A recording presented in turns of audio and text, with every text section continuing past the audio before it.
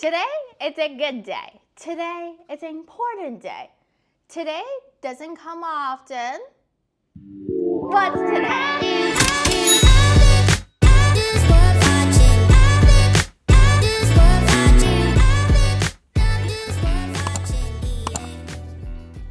Hi, my name is Yachi, and I thank you for clicking on this video and choose to spend some time with me in the little next while. And there's no time to waste. Let's get into the business. Let's face it, who doesn't love payday vibe, right? Editor, can we have some money flowing here? And I want to share the whole point of having a payday routine is that in the next 2 weeks or a month, whenever the timeline is until your next payday, that you can spend your money freely and without feeling guilty. In this video, we're going to have 3 parts.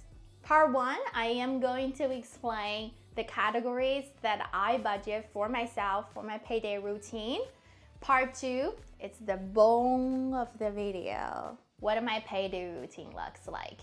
In the end, I would like to spoil you with 3 tips that helped me to budget my payday routine, most importantly, to achieve my personal finance goal. Let's go. Part 1, definition of each category. I know everyone has their own way to do things and that is okay. But before I dive into what my payday routine looks like, I want to make sure that you have a good understanding of what are the categories that I'm talking about, what are the things that included in the category. I have got 2 accounts, joint account and personal account. I live with my partner, so we've got joint account and then I've got a personal account. So joint account is 64% of my take-home pay. Personal account is 36% of my take-home pay. Okay, let's take a look at joint account first. Joint account simply includes fixed expenses and variable expenses. Let's go through what's the fixed expenses. The definition of fixed expenses is that you pay same amount of money for the certain period. Whether it's every month you pay the same amount of money or every year you pay same amount of money. This is the category that you can't predict how much money will be taken out from your account next month. Fixed expenses include rent, subscriptions, internet, phone bills, utilities, anything that amount of money taken out from your account every month, they do not change. And from joint account, we also have variable expenses. So we both have credit card from joint account, so we have a joint credit card. So variable expenses is the amount of money you pay may vary month to month or year to year, such as groceries, stuff that you need in your house, cosmetic stuff. So every month is different because you might need to spend more this month because you've got toilet paper to pay, cosmetic stuff to pay, or like shampoo, or you know what I mean. Okay. This girl is out of her language. Anyways, so this category is variable expenses. Together, I contribute 64% of my take-home pay towards the joint account, which covers the fixed and variable expenses. Next is my personal account. So this account has nothing to do with my partner, just me. Nice, eh? So I've got personal spending and personal saving. Personal spending is 16% of my take-home pay. 20% of my take-home pay is my savings. Okay, so personal spending, this category, this is the money that is just for you. So that means you can spend however you want and nobody can say anything. Basically, this money, it's like my wants. So for example, if I want to go out for a dinner with my girls, if I want to have a bubble tea, or if I want to have a girls trip, those are all personal spending. And I will dive into it while I'm talking about my payday routine. The last category is the personal savings. So this is 20% of my take-home pay. So this money is that I save every time when I receive my paycheck. Actually, my partner and I are having a saving battle right now. So I'm saving more than 20% currently, but normally I would just save 20%.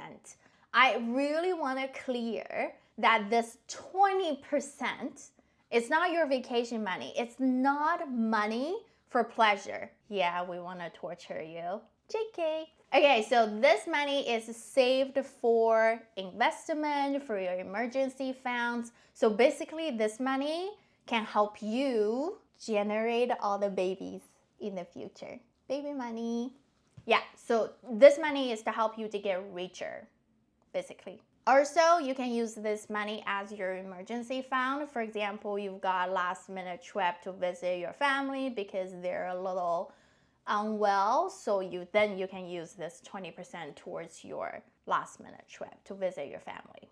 Something like that. You know what I mean? And of course, if you got debt you have to prioritize that. So this 20% of your saving, you'll have to go towards your debt first. Part 2, my payday routine. Step 1. This step is actually comes from the night before that you get paid. The night before that I receive my paycheck, I make sure all my credit cards are paid for. When I get paid, I have no debt. That's the goal of it. Also, this is to prevent you overspend, or we can say to prevent you spend future money, which is spending money that you do not have. And in step 3, I will explain more about the personal spending and how you can prevent overspending or spend your future money. Stay tuned. Step 2. This is where I transfer most of my money out, which is 84%. So as soon as I receive my pay on my payday, 64% goes towards the joint account and 20% goes to my saving account. And this is a non-negotiation. That 64% is basically cover everything that I need in order to survive, which include the roof on top of my head, the food in my stomach, everything that I need in order to survive included in that 64%. I know it's a little high, but we're working towards it. Give us a little time. Yeah, anyways, that 20% towards my saving account, which means that I pay myself. And that 20% goes towards the investment.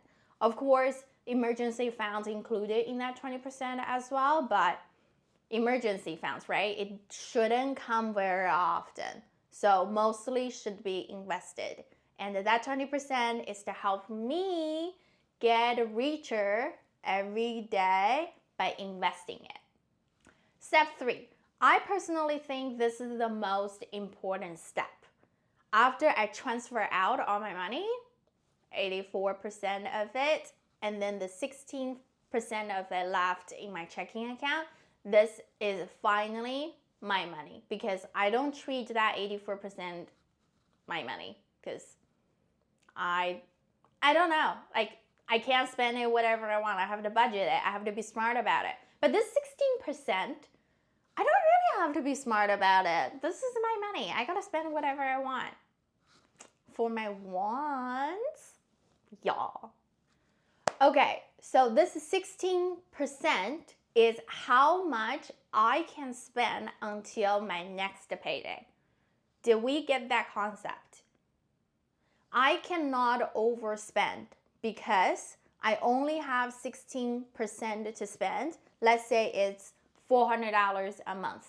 So that means, and I'm getting paid bi-weekly, so that means in the next 2 weeks, I only have $400 to spend.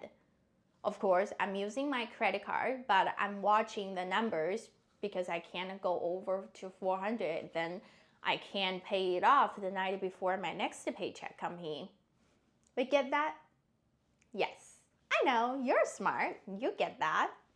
That means if I wanted to do something big, for example, to go on a girls trip or go have a spa day, which just costs a little bit more money than a daily expenses, then I know I have to save part of that 16%.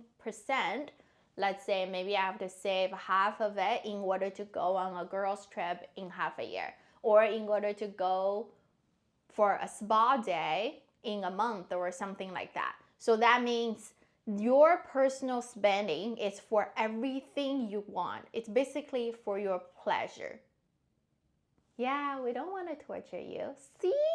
We've got your spending covered. Part 3. These are the 3 tips I want you to take away from this video and help you for budgeting on your payday. Tip number 1. Payday routine starts the night before, which I have just mentioned. I always pay off the credit card the night before. So I know what's my budget in the next 2 weeks, or maybe for you it's next a month.